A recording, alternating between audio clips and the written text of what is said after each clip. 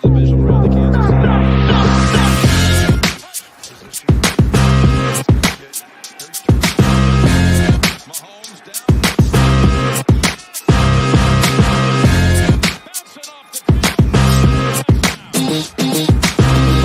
Shoot by McCaffrey and now first and goal from the back. Give it to McCaffrey.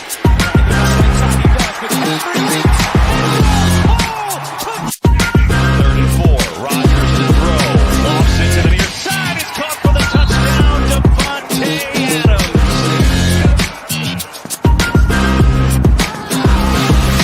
That's a wild one. Dalvin Cook. He's going to get a first down. And Dalvin Cook pushes his way toward the end zone. They're going to spot him. They're going to give him.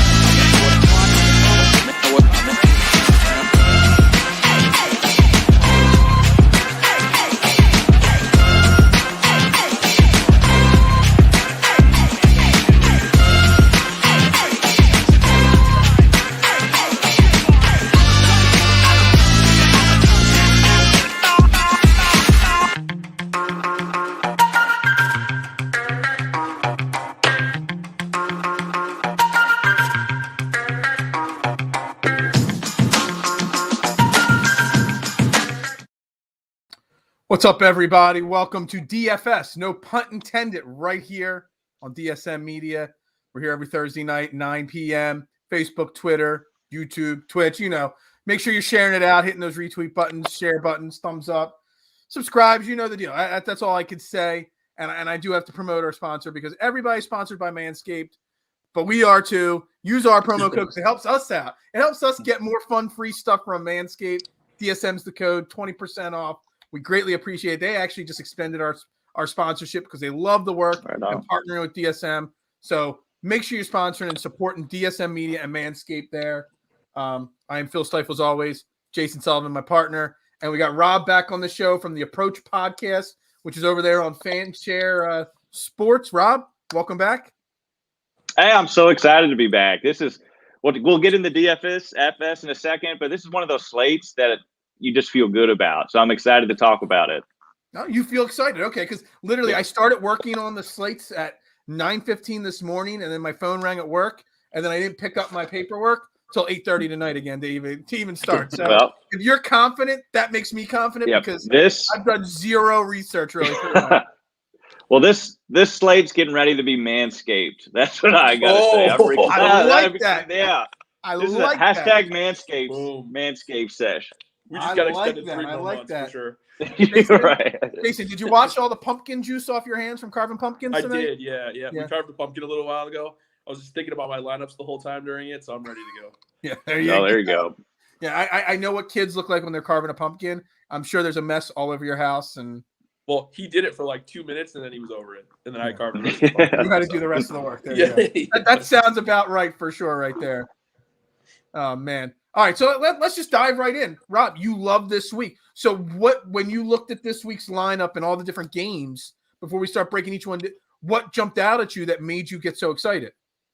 Yeah, first, there's not a lot of, I call them like square games where it's like the Chiefs and the Chargers that everybody flocks to. So I think it's a little bit trickier. And so I do think there's one game that a lot of people will land on, and that makes sense. And we'll probably get into that. But it takes a little bit more of more kind of a deeper thought. You got to dive into this slate. I really like it. It's kind of some junk games in a way where a lot of low totals, and I prefer that. So I'm just excited, and I think it's one of those slates where likely all three of us are going to win GPPs.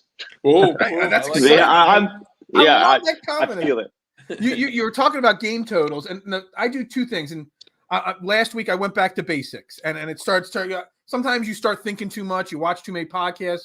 You host too many podcasts. You get away from what gave you success in the past. So last week I went back to what got me success in daily fantasy, golf, football, all of it. And the first two things I always do is I look at the point totals, and I look at where DraftKings has the lowest ranked defenses for the week. And then I try to line the two up. And normally 4 or 5 of the top point games also have the worst defenses in it. And that's not the case this week at all.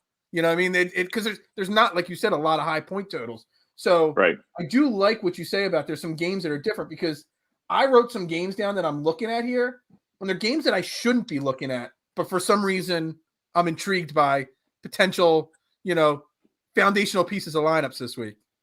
Oh yeah. That's a great point too. I think that Rob brought up too is it's kind of a weird week. There's not like that one or two games that stick out, like the Dallas or whatever, like you said, like Chargers, something like that, where everybody's going to flock to it, which I actually like too, because I was looking at some early projections for ownership for quarterbacks, and it was they were all single digits, which is great. Fantastic. Yeah, I mean, the two highest point total games this week are the Sunday night and Monday night football games.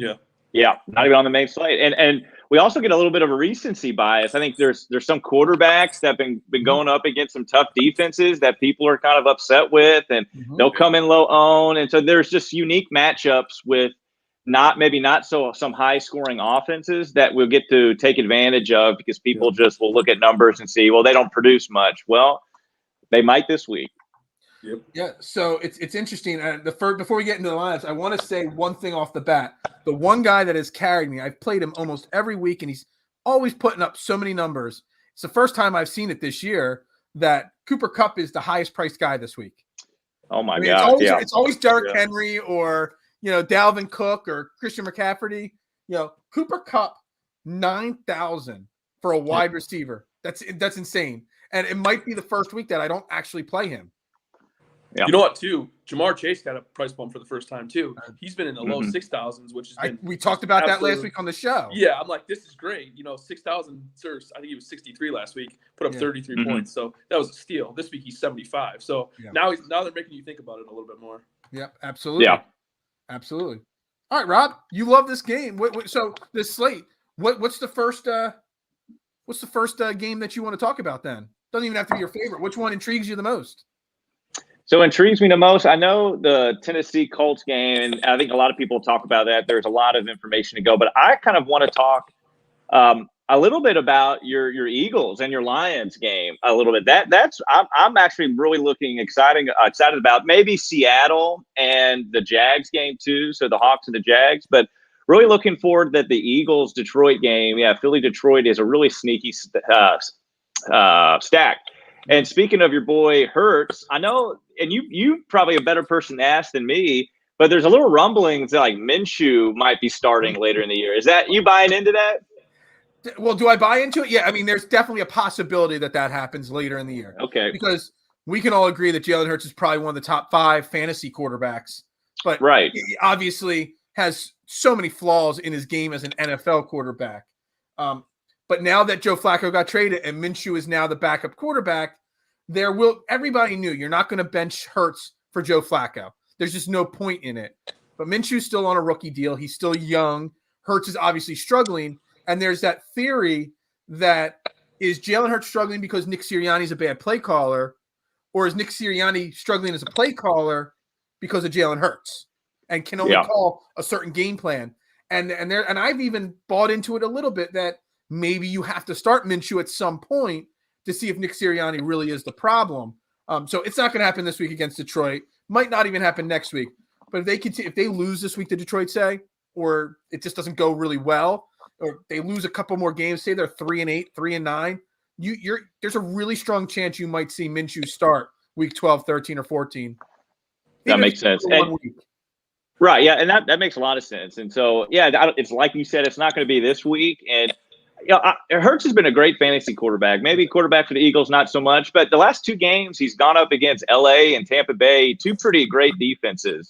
And so, and I know a lot of his points maybe get kind of accrued in garbage time. But, and then his third game, you guys won on the road against the Panthers, and the Panthers aren't weak either. So I don't want to jump off him, and I don't think he'll be highly owned. We don't really have too many ownership projections right now.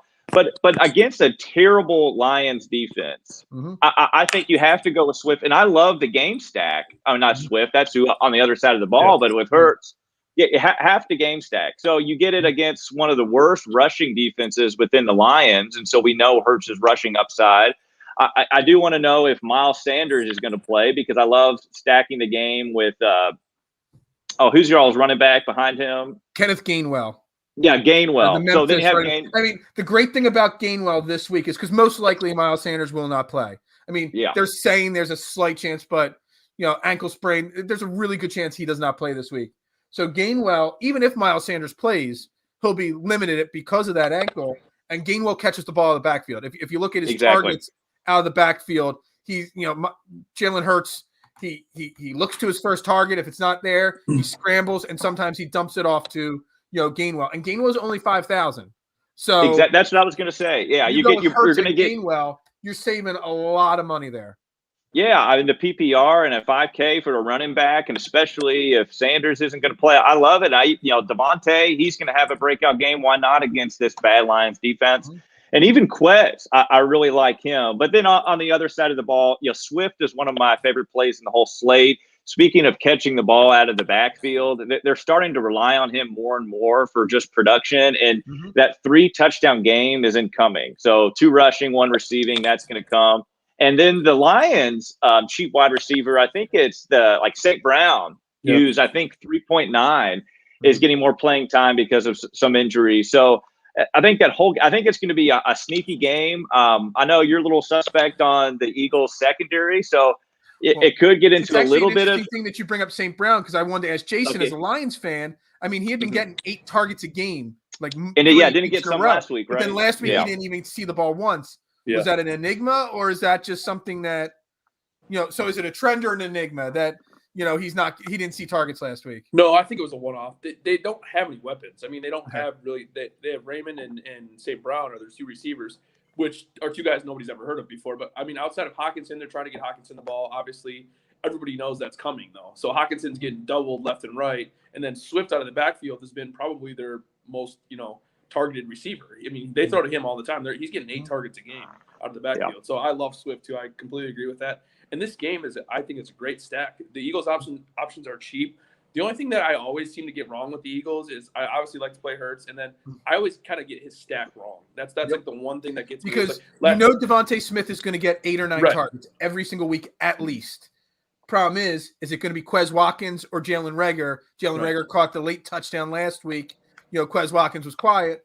Other weeks it's Quez Watkins. It's really tough to figure that out. It's funny though, because Dallas Goedert's the other one, because he's uber talented tight end. They just don't, tight ends are over the middle. Jalen Hurts doesn't throw the ball over the middle. If you look at his pass chart, the next gen stats always puts out, he's literally thrown like 4 balls in the last 6 weeks over the middle.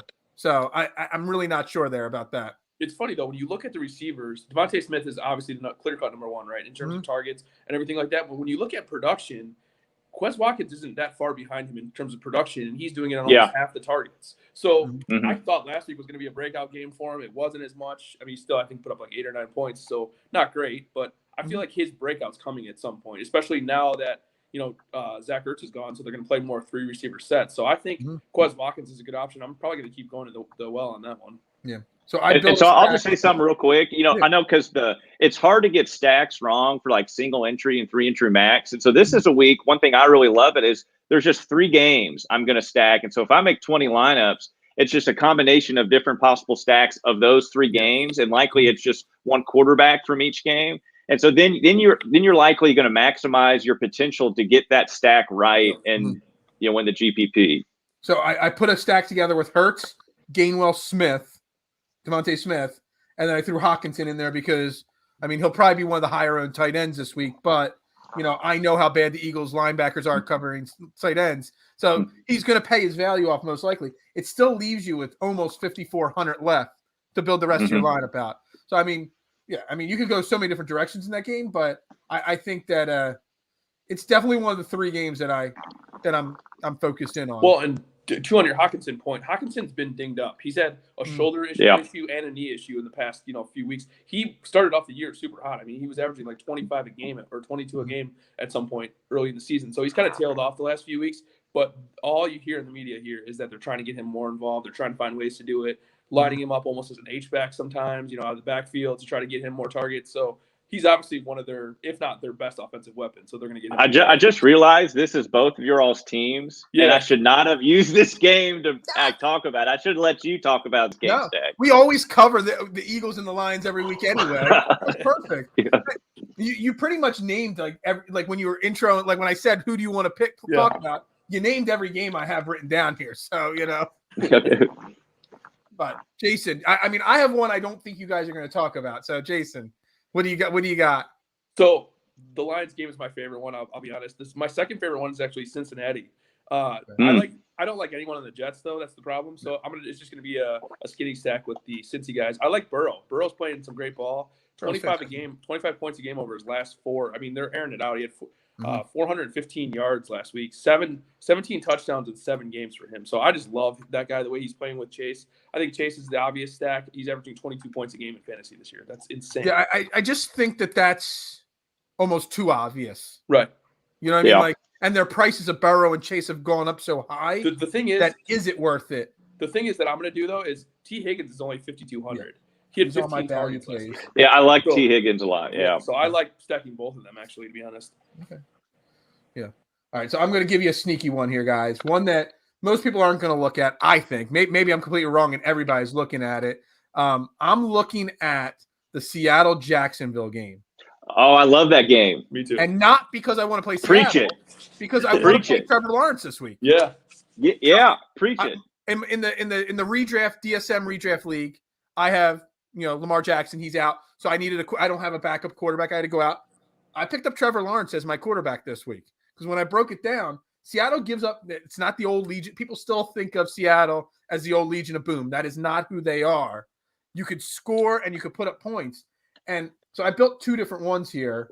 I tried going with Geno Smith, but I just don't like it as much.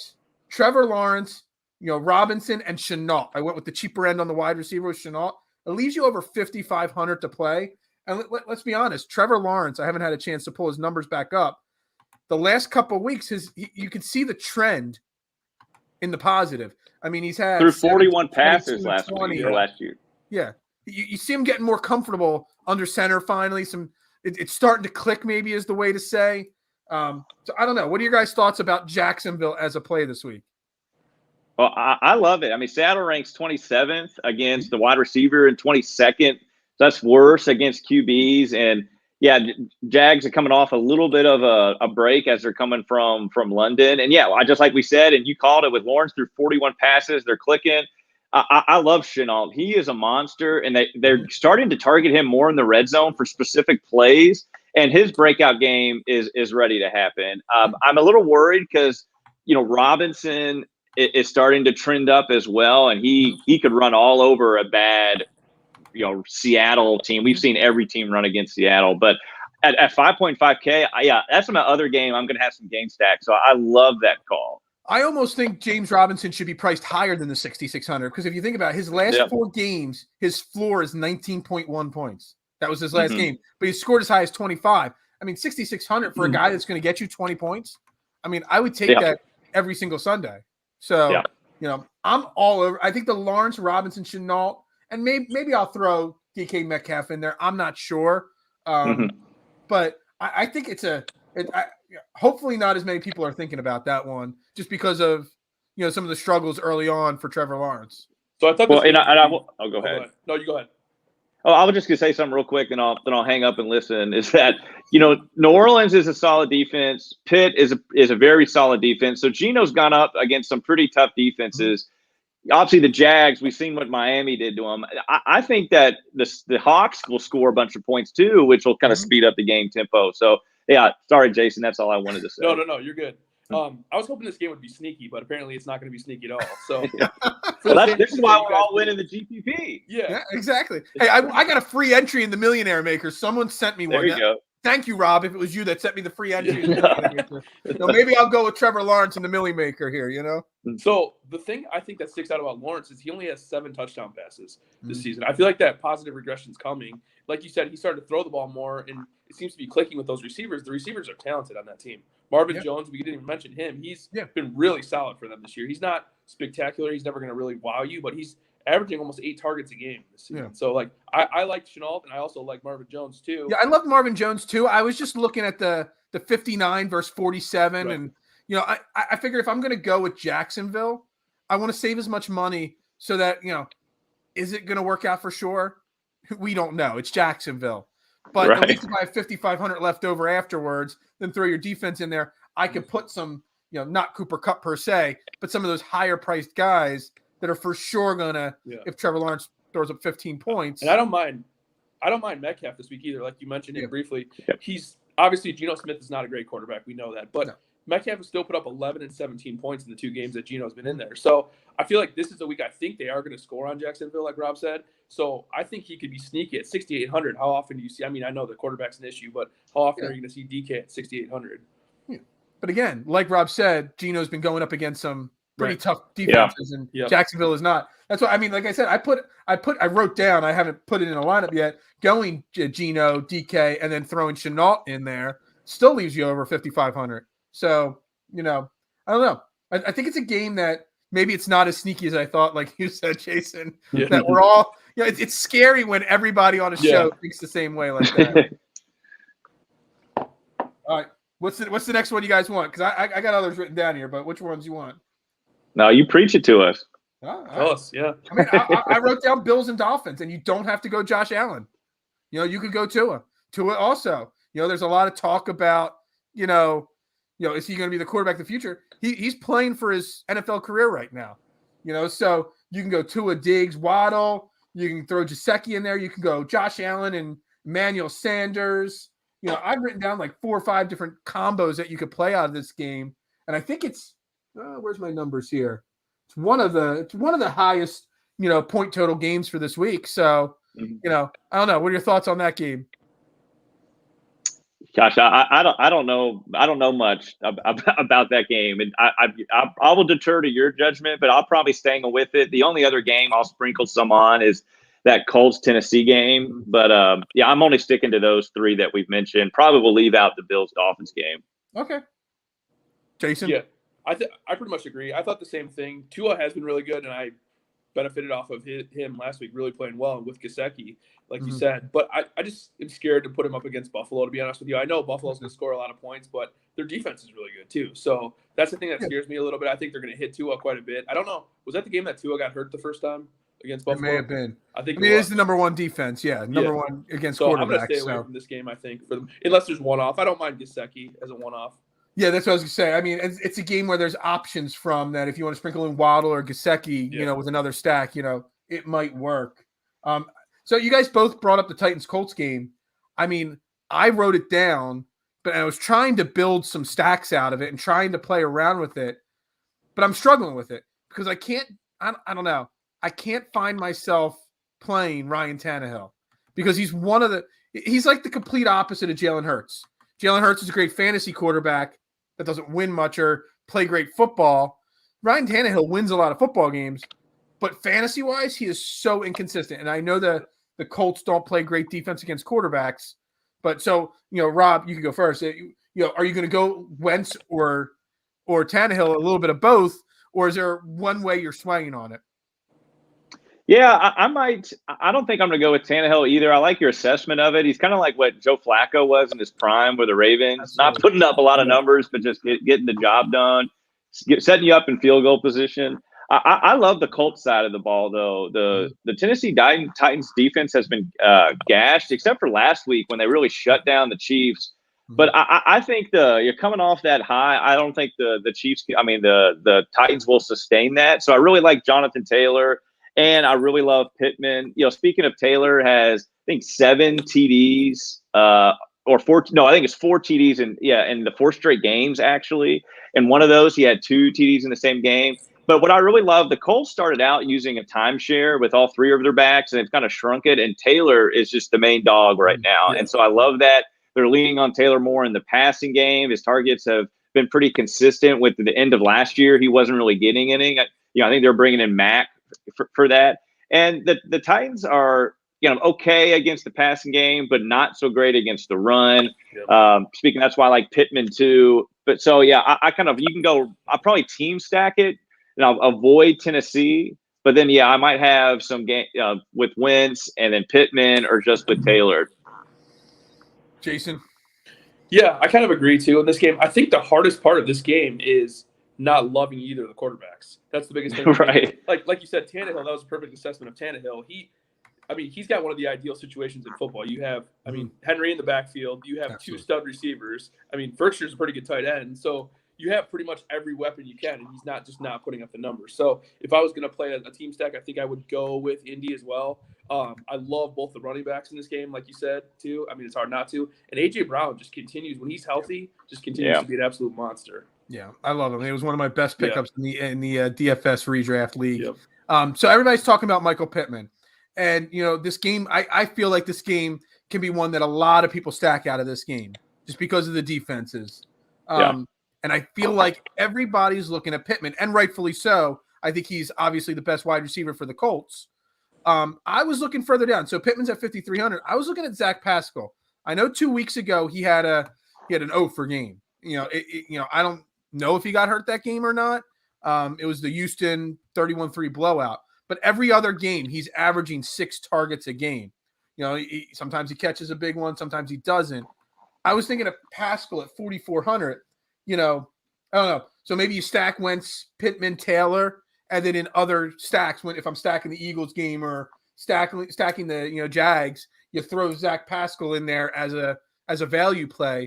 Do you guys have any pros or cons on Pascal or no? I like it. You can't go wrong. I think in this high scoring game, because what the total was almost 50. I think last 49 or something like that. It was. Yeah, and so I don't think you can go wrong. And if you get a value option with a wide receiver, it's the riskiest play. And I say risky as in it's the toughest to predict about which wide receiver can go off on a team. And so we have the higher priced wide receivers that get more targets, but we've seen just one 50-yard touchdown passes for a guy in the 4K breaks a slate, while the 7.8K guy gets 8 targets but never finds the end zone. Hey, that's where my Matt Collins call from last week. Scored a touchdown in the final few minutes. 3K guy. I told you. I got him written down again for this week too at 3K. All you need is your cheap play to have 1 touchdown or 1 50-yard bomb, and it pays off the value big time.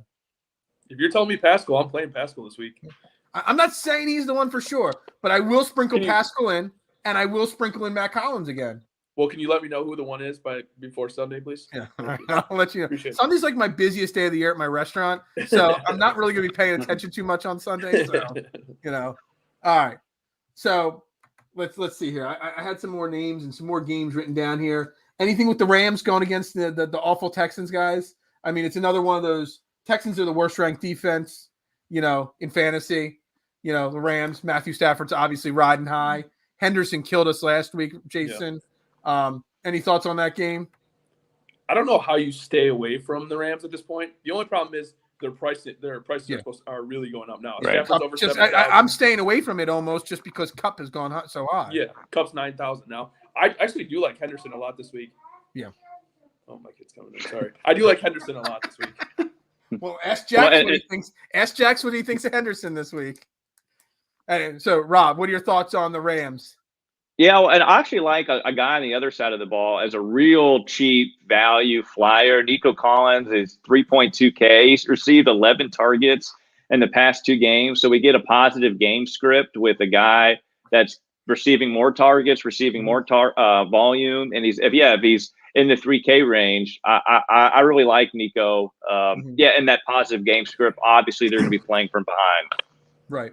So my question about Collins or Brandon Cooks or anybody there, are you concerned at all that they haven't named the starting quarterback for this week? The Houston Texans? No. Doesn't matter whether it's Tyrod Taylor or, whatever Sills, whatever his name is. I can't even remember his name now. Davis Mills. Well, I kind of hope it's Tyrod, but they're priced so cheap, it doesn't. If Collins, for example, receives 5 targets and just catches 3 of those, he can reach value. Now we want more for total raw points, but for a guy in that low 3K range, that's all we're really asking for. Mm-hmm. I don't know if I like Cooks this week only because of Jalen Ramsey being on him. Yeah. I think he's obviously their best option by far, but I think Ramsey might be able to shut him down. So I'm a little bit worried about that one. No, I agree. Yeah, it's just a game I wrote down just because of the worst. I always look at the first thing I do is I look at the game with the worst ranked DraftKings defense.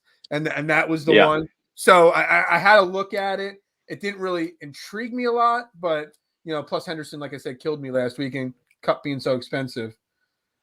Any other games you guys want to touch on? Because I got some other questions on value plays at running back and wide receiver for you guys, but I just want to make one more point about Cooks real quick. I Oh. think it's interesting too that so he was pissed today that they traded Ingram, which is kind of weird because Ingram's not that great. But I think that Cooks is going to end up getting traded, and I think he could be a really good number 2 weapon on a really good team. I think so. so I mean, too. think about like the Packers or somebody like that. That if they had him, he would be a stud. I think. Well, the Packers could use him. I don't know how the game's going tonight, but the Packers have like 7-7. What is it? It's 7-7. Okay. Did Aaron Rodgers throw a touchdown to Aaron Rodgers yet? No, I think a popular joke to be made today. Right. I like it. Yeah. All right. So I got a couple names. So last week, Jason, we talked about how last week the running backs, there were no value plays or cheap options, and so we paid up for running back, paid down at wide receiver. So guys, I got 3 guys that are a little bit cheaper. Well, 4, but we already talked about Kenny Gainwell from the Eagles. I want to know your guys' thoughts on a couple of these running backs that I think could score or put up some decent numbers. So we're going to go in reverse order. So 5,200, Zach Moss with Buffalo. I think it's a game against the Dolphins that, once it gets out of hand or at some point, a rushing he tends to get the rushing touchdowns over Singleton. I got Herbert from the Bears. I think that's it. He's only 5,400. And then I got New England's running back. I know 6,100 is really not a value play, but in some of these cheaper stacks we've got built this week, I think Harris is a potentially good play. If you had to pick one of those 3, or if you like all 3, your thoughts on them? Yeah, I like all 3. I was so big on. I had Harris locked in every single one of my lineups last week, and he played great. He did wonderful. But gosh, what could have been because the New England was in the red zone like 6 more times and gave it to 3rd and 4th string running backs, and they got touchdowns. So Harris could have had a 4 touchdown game, and it could have just been massive. But beggars can't be choosers. Right. I'll just throw out maybe one other running back, and that's Alex Collins from Seattle, who's in the 5K range, getting more volume in the passing game, goes up against not a great defense, and obviously Russell's not in the backfield, so they're trying to run the ball more. Okay. Collins, the old Raven, he's a little interesting. Okay. Jason, I like thoughts Herbert. on? Well, we could throw Collins in there. Collins, Herbert, Harrison, Moss. I like all of them too, but I like Herbert, I think, the best. I mean, he put up 20 points last week or 19 points against Tampa Bay's run defense, which is the best in the league. So I like him. I think he's a really good player, and they can't throw the ball at all. Justin Fields looks awful right now, so they're going to lean on Herbert a lot this week. So I like Herbert a lot. I think his price is ridiculously cheap too. Yeah, I thought that's what stuck out to me. So it's almost like I could pay down at running back a little bit this week is the way I'm looking at it. Yeah. All right, so wide receiver wise, we've already talked about Pascal. I've already thrown out my Matt Collins joke for the week, and I have Higgins written down as well. I'm looking at Patrick from Denver. I don't know what your guys' thoughts are on him. I don't have much thoughts on Patrick, so I'll go to Jason on that one. Yeah. I really don't either. Denver's not great, but Pat, I always look at wide receiver target trends. I don't necessarily always look at their yards or their touchdowns. I look at the trends on the targets, and he's constantly getting 5, 6, 7. It's been consistently going up his target. So it's just somebody I was looking at. And another one. The only problem with that is that Jerry Jeudy is going to play, it looks like. So he may cut into that target share a little bit. I actually like the play of Jeudy this week a lot. Okay. I think he's 4,900. He's really cheap. Okay. So last week I was all over the Matt Collins getting a score thing. So this week I got a different one. Geno Smith has a new favorite target in Seattle. Okay. Well, not a new favorite target. It's the guy from the second string that he'd been practicing with. And he had 6 targets last week with Geno Smith starting. And that's Freddie Swain at 3,200. 6 targets for a guy when you have DK Metcalf and Tyler Lockett on your team. Mr. Swain is my Matt Collins this week, just so you know, Jason. I never even heard of him before. So. I was stalling there. I didn't see all the names. I couldn't even remember his first name. I had to pull him up on DraftKings just to look up his first name there because I didn't have the first name written down. Freddie Swain. I don't even know if I'm saying his last name right. But, no, you are. I've been playing Swain and in showdowns because the Seahawks have been in primetime games a lot in showdown slates, and he has tons of volume and he's going to have a breakout game. But I like that call. He had 21 points in week 2. That's true. Yeah, and his prices never really changed. He keeps staying in that low 3K range. So that's my Matt Collins play of the week is Freddie Swain. Love it. All right. Any other names, guys, you want to talk in? Or are we going to go right into lineup building here? Because I have no idea what I'm doing with the lineup build this week. Let's do it. Well, no, I've there's a couple of wide receivers. They're kind of my favorite plays, if you're right. And two of them are coming from the Panthers. So we have Cruz, aka the DJ Moore, and so going up against a terrible ATL defense. So Atlanta defense, gets the pass. It's just awful. But maybe watch ownership on DJ.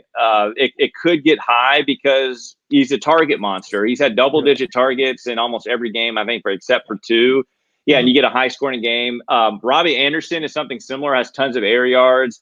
He's going to that lid's going to come off, and he's going to have a big game too. So I really like those two guys. I've been waiting for the Robbie Anderson lid to come off for a long time this year. That's probably the most confusing receiver, I feel like, in I've actually dropped him in fantasy in the redraft league because I drafted him, and he's a guy I love normally, and I got rid of him. You have to wonder, too, is it just Darnold? Because he gets a ton of targets. I mean, DJ Moore does, too, but they both get tons of targets, and they haven't really produced based on those targets, especially Anderson. So now you get on those two guys, Rob. Like, my question is, I know the Falcons are terrible pass defense. Are you concerned with, Sam Darnold regressing even more because of the benching last week, or do you think that motivates him to play better? I don't know, and out of those narratives, I think the data will kind of be similar, and I think DJ Moore will get 10 targets. Robbie Anderson 7 or 8, and one of them will score a touchdown. I really like it. Debo will be very Samuel for the 49ers. You'll be very low owned. And the Bears defense is very solid, but they work hard to get Debo the ball. Their offense is not great. They have a hard time moving it. So they find unique ways to get Debo the ball. I really like that. Antonio Brown is also kind of really interesting. His matchup rating is actually kind of one of the best. And we know what Tom Brady can do. He can, the Bucks are always a team stack if you want to do it because Brady can go for 5 touchdowns and Antonio Brown can kill it. So, I just wanted to mention those wide receivers before we change the page here. When I was looking for my value stacks at wide receiver or value plays at wide receiver, I went to the 49ers because I love Debo Samuel, just like you. I love him all the time. But the guy that I kind of been disappointed in this year, and I keep waiting for him to have that breakout game, is Ayuk, and it just doesn't seem to be happening. His target trends have gone way down this year.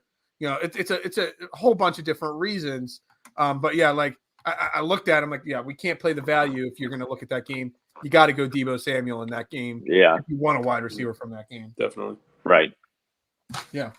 All right. I think I'm looking at my notes. I think that's all I got down here. Other than we talked about Cup, we talked about the Rams. Oh, Rob's getting ready. I know. I'm getting my lineups on, so I'm like rally cap Rob now. It's time to get the lineup. Hold on. Was your hat backwards the whole show, or did you just turn it backwards to get in the mood? I just turned it rally cap time. It's like Sylvester Stallone from that movie, Over the Top. The arm wrestling. He's got to turn his hat backwards for the arm wrestling match. There it is. Yeah. All right. Let me get my shared screen up here. Let's get this going here in a second. Oh man. Is it up there? There we go. I brought my millionaire lineup, my entry for the millionaire, Again, nice. Rob, thank you for that free entry you sent me. Somebody sent me. I enter so many contests for free things, so I won something and no one told me who. So, all right. Rob, you can go. You're the guest. Guests always get to go first and get the best ones. All right. Well, I'm starting off with the Eagle stack. So I'm going Hurts. All right. So we're going Jalen. Great story, great guy, great man. Then we're going Kenneth, his teammate Gainwell. Uncle Ken bringing in him. Ooh. And then we're keeping the same game. We're going DeAndre. We're going Swift.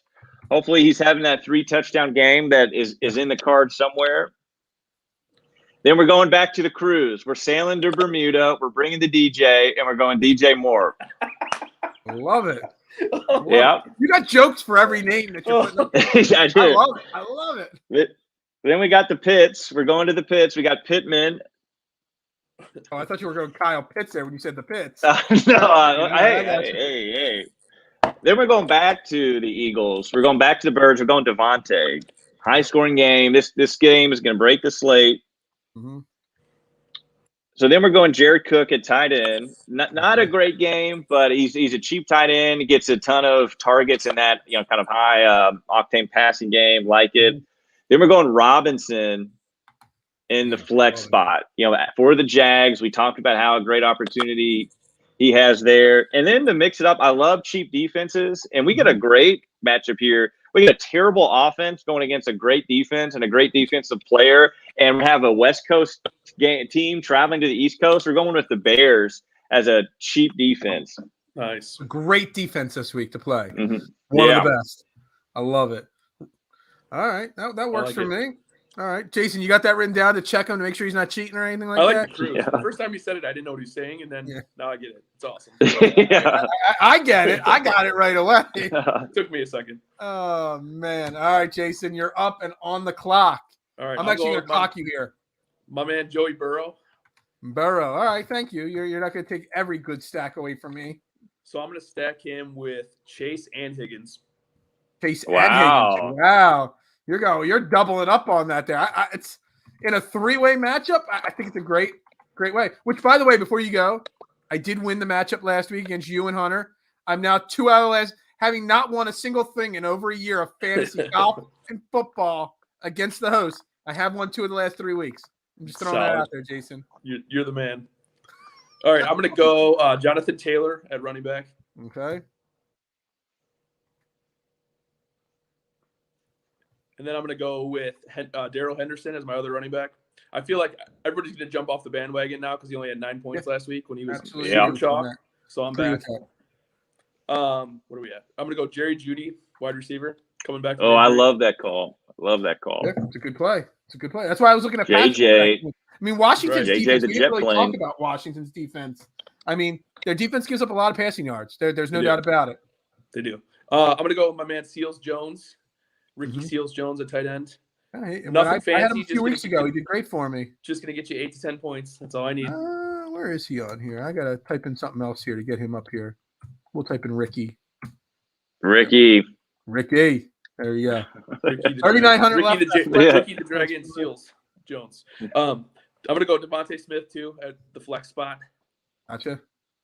And then I am going to go with the aforementioned Washington defense. I think they're going to play well this week. You think Washington's defense is going to play well? Well, so I want to ask you, Jason. You have Washington defense going up against one of your your players, Jerry Jeudy. What's the theory on that there? So I wasn't going to originally go Washington defense, but that's all I could fit in there. So I don't like doing that. Hey, that's all right. It was either them or the Texans defense against the Rams. That's basically what you had. I don't like doing that at all. So Washington was my best bet. All right. Well, maybe we get a defensive touchdown, and there you go. And then Jeudy gets 2 touchdowns. Boom. Good game stack. Exactly. Game over right there. All right. Did he just say Phillip? No, he's telling me a story about fish. Oh, I thought I heard Phillip. Right, that's okay.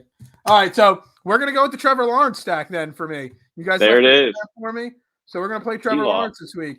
And we're going to go Robinson, and we're going to go Shenault to start. So we're going to go heavy on this game. Shenault. I don't even know how to spell Shenault. There it is. And I'm going to throw DK Metcalf in there as well. All right. I'm going different. I don't go like you guys. I go right to the defense after my stack. And I'm going with the Eagles defense. Sorry, Jason. The Lions they're not going to. I mean, the Eagles aren't very good. They might beat the Eagles, but they're not. The Eagles defense is going to do fine. No. All right, let me get my tight end mixed in here somewhere. Listen, we want losses here in Detroit. I want to take it on my team. Hey, remember, we real quick, we could throw this out there again. We talked about it last night on the show with the Lions podcasters that if the Lions win and the Dolphins lose, the Eagles have the first overall pick in the draft as of this moment. So it helps us if you win, okay, and the Dolphins lose. So yeah, we like that. Not going to happen. No, not going to happen. All right, I'm just looking randomly at my tight ends here because I really have no clue. All right, we're going to go Gesicki because I do like Gesicki. He's just easy to play. We're going to go Herbert as my next running back here. And we need a wide receiver and a flex. What are we at? What happens if I put one of these? No, we're going to skip that. We're not going to go there. We're not going to do that. See, this is what happens when you don't have time to prepare. You kind of just throw it together on the fly. And that's what I'm doing right now is throwing it together on the fly. Well, while you're putting it together, I might go out on a limb and say, so I know you have the Eagles defense. I thought about making a few lineups with Stafford. We've seen Stafford play well Not Stafford. I mean Goff. Gosh, I'm thinking of the old Lions. We've seen Goff play really well against Stafford in LA the first week one. We've seen him play well against the Ravens. I think I might throw a little lineups on Goff with the Lions just for the shits and gigs of it. Yeah, no, it's a good. All right, so what I did is I threw Harris, Najee Harrison. No, that's not the right Harris. I'm going to give you 3 words. Oh, no wonder that didn't work out. I thought I was going Harris from New England there, and I thought that got really expensive there somehow. I didn't realize I hit the wrong Harris. So many people with the last name Harris there. All right, that makes so much more sense now to my lineups. All right. So I could throw DJ Moore in there. No, you know what? Oh, you got the Cruise. Well, no. We're going AJ. We're going AJ Brown. We're not going for the Cruise. All right, guys. The Cruise. Enough of those Cruise jokes right there for one night. So here, let me just snap a quick picture so I know what I'm entering here. Send out this. Again, let's see if I can go 3 out of 4 instead of 2 out of 3. All right. So week 8 into the bye weeks and stuff like that. Injuries are happening, all different things. Weather's starting to change in football. I kind of think that this is like kind of when, I don't want to say the cream rises to the top in fantasy, but kind of like when you could think your theories can go. I'm sorry. I'm trying to get this wording out here right. The buys, injuries, and the weather all play a factor into me, and this is the time of the season when all 3 of those things start to come into play. Am I right in thinking of all 3 of those things in the picture, guys? It's hunting season. We're ready for it. There's a good analogy for it. It's hunting season right there. Yeah. I like it. I like it a lot. Yeah. Rob's on point today. That's right. Yeah. Well, it's 9 o'clock. It's on a Thursday. It's Friday Junior. We're feeling all right. 9 o'clock. It's almost 10 o'clock for me. Come on now. Well, you're right. Yeah. Us East Coast people, it gets a little later here, you know. All right, I have nothing else to say tonight. So if you guys got anything else to say, this is your time. Rob, if you want to plug the Approach podcast again, this is your opportunity because, again, great episode this week covering a very difficult Bermuda tournament. Yep. Yeah, well, I appreciate that. We'll just check out the Approach pod. We appreciate it, like and retweets and all the fun things. I want to give out 2 plays, so actually 3. And I don't think either one of you are going to like it because you're on the other side. First, I actually like the Jets money line game or play. So I don't know what that is. The Bengals are favored by like 10 and 10.5. This seems a little square. I really like the Steelers plus 3.5 against the Browns. And then unfortunately for the Eagles, I really like the Lions plus 3.5 against the Birds. Yeah. No, I was struggling with that last night. I didn't even make a prediction on my Eagles podcast last night because I really just – I'm torn. It could be 31-21 Eagles, or it could be 21-17 Lions. I could see it going in so many different directions, that game. It could be 2017. It could be 21-40. Well, anyway, Jason, anything else before we wrap this up so you can finish cleaning up your pumpkins? No, I was going to say this is going to be an exciting weekend. We got the Eagles and Lions, and then we also have Michigan State this weekend. I'm pumped. My God, yeah. Yeah, I think you're more excited for Michigan State. Oh, I'm way more. You know, even though your best buddy, your best podcasting friend, is an Eagles fan going up against your Lions, you care more about that. One team is 0-7, the other team's 7-0. So of course, I'm more excited for college football. Oh man! All right, this is DFS. No punt intended. Right here on DSM Media. Again, just like at the beginning of the show, I'm plugging Manscaped because again, Manscaped. We had a great meeting with them, and they're bumping up our partnership with them. So make sure you use code DSM, 20% off. Holidays are coming. As I always say, your balls will thank you, and so will your significant others. If you shop at Manscaped and use the code, you'll get some great gear there. And I'm going to throw it up there on the screen. Again, the best way to support a podcast is supporting their T-shirt sites. We have a T-shirt site. All our show logos are on there. We've also got some other cool designs. It's linked in the bio of the shows. You get a Fairway to Heaven T-shirt. The Turf Talk T-shirt is awesome. I love the logo there for Turf Talk. And we got lots of cool designs. So make sure you check out our T-shirt site on tpublic.com. And one final plug, because I'm all about plugging things. New show starting Monday, 8:30 in the morning, trending in the AM. Myself and Jeremy, we're going to be starting the first in the Philadelphia area podcasting morning show every single day at 8:30 a.m. We are going to be live talking whatever is the hottest topics in sports. Nice. Sometimes it could be 30 minutes. Sometimes it could be an hour. Got total different range of guests coming on in the morning versus at night. So make sure you're tapped into DSM Media for all that great stuff. And Rob, thank you very much for coming on again. Jason, you're welcome. Can you just repeat what you just said about everything? Yeah, I'm just kidding. I'm rambling it on, man. I got lots to say, man. I know. I'm just kidding. No, you're hustling. I appreciate the hustle. I really do. I got to hustle, man. I want to not work at the pizza shop ever again. I want to just do this. You know? And honestly, Jason, if you lose any money this week, you could just send the bill to Rob because he's already guaranteed all three of us winning GPPs. That's right. That's right. If I don't win the Millionaire Maker, I'm sending the bill to Rob. Hey, well, I'm the one that sent you the tournament entry, the ticket. Then you can take us to Bermuda next week. So hey, if I hit the Millionaire Maker, we're all going to Bermuda and we're all playing Port Royal next week. I love it. No doubt about that. All right, everybody. Everybody have a great night. Thank you for tuning in so much. We greatly appreciate it. And we'll talk to you next week. Same time, same place, guys. Go